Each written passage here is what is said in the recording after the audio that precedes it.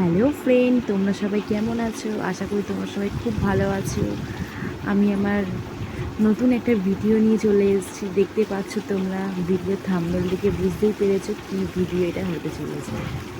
তো আজ আমি বানিয়েছিলাম পমফ্রেট মাছের একটা রেসিপি। তো সবাই তোমরা কম বেশি পমফ্রেট মাছের রেসিপি ভালো মতো। তো ফার্স্টে আমি তেল ভালো করে গরম করে নিলাম। গরম করে নিয়ে মাছগুলো লাল লাল করে ভেজে নিলাম। মাছ কেটেই এনেছিল বাজার থেকে, ঠিক আছে। তো মাছগুলো আমি নুন হলুদ মাখিয়ে কিছুক্ষণ আগে রেখে দিয়েছিলাম। তারপরে মাছগুলো লাল লাল করে ভেজে নিলাম। ছাঁকা তেলে ভেজে নেওয়ার পরে মাছগুলো লাল লাল করে ভেজে তুলে নিয়ে তারপরে কড়ার মধ্যে একটু কালো জিরে দিলাম। দেওয়ার পরে আলু দিলাম।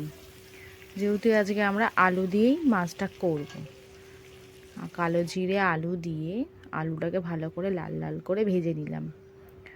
ভাজা হয়ে যাওয়ার পর কি কি মশলা দেব দেখো। তারপরে আলু ভাজার পরে আলুগুলো আমি তুলে রাখছি, যেহেতু আমি মশলাটা তেলের ওপরে কষবো, তাই জন্য আমি আলুগুলো ভেজে তুলে রাখছি। দেখো, আলু যখন ভাজছিলাম আলুর মধ্যেই আমি সামান্য নুন দিয়ে দিয়েছিলাম, তাতে আলুর মধ্যে নুনটা ঢোকে। আর তরকারি করার টাইমে নর্মালি সবাই নুন দেয়, তখনও দিয়ে দেবো চেখে দেখে কতটা কি ঠিক আছে। তারপর কালো জিরে পেঁয়াজ নেড়ে ছেড়ে পেঁয়াজগুলোকে, শুকনো লঙ্কা দিয়েছিলাম একটা তেলের ওপরে।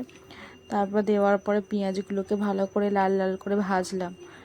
লাল লাল হওয়ার পরে ভালো করে নেড়ে ছেড়ে লাল লাল করার পরে তারপরে টমেটো বাটা দিলাম। টমেটোমের পেস্ট করে টমেটো বাটা দিলাম, সেটাকেও মিনিট দুয়েক মতন নাড়লাম। আর দু একটা কাঁচা লঙ্কা দিলাম, দিয়ে নেড়ে ছেড়ে ভালো করে একটু মশলাটাকে কষিয়ে নিলাম, যাতে মশলার কোনো গন্ধ না থাকে। তারপরে অল্প করে এর মধ্যে সামান্য একটু চিনি অ্যাড করেছিলাম, যেহেতু আমি তরকারিতে সামান্য চিনি দিই।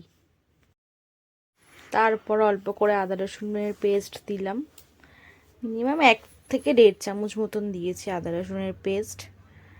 তারপরে ভালো করে মশলাটাকে কষানোর পরে কিছুক্ষণ নেড়ে ছেড়ে মশলা থেকে দেখো অল্প অল্প তেল ছাড়ছে, তখন একটু জিরে গুঁড়ো, একটু লঙ্কা গুঁড়ো, একটু হলুদ গুঁড়ো ওই 1 চামচ করে দিয়েছি। লঙ্কা গুঁড়োটা একটু কমই দিয়েছি, যেহেতু বাচ্চারা খাবে। তো তোমরা যেরকম ঝাল খেতে পছন্দ করো সেরকম ঝাল দিতেই পারো।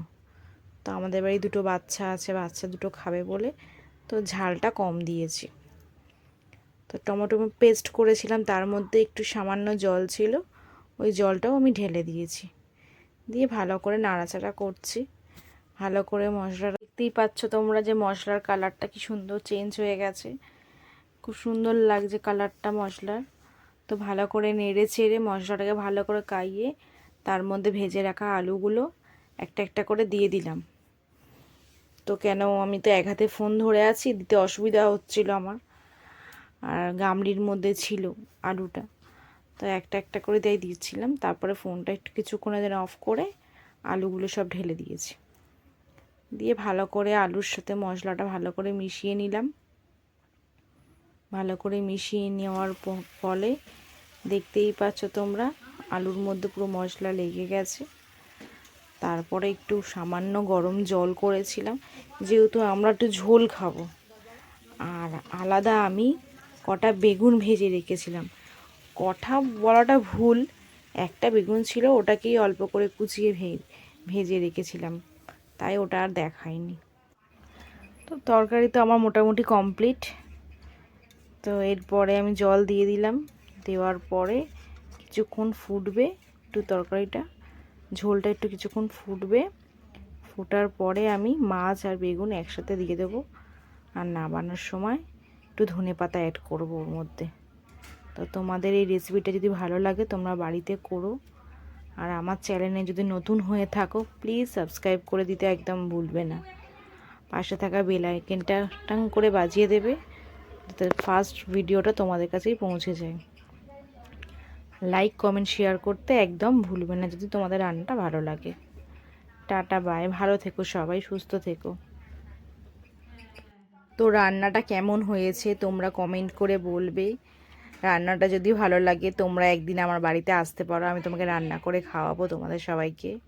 আমার মেয়ে আর বর রান্নাটা খেয়ে বলেছে খুব দারুণ হয়েছে, খুব টেস্টি হয়েছে, আমারও খুব ভালো লেগেছে। তোমরা যদি এরকম রান্নার ভিডিও দেখতে চাও তো আমাকে জানিও। টাটা।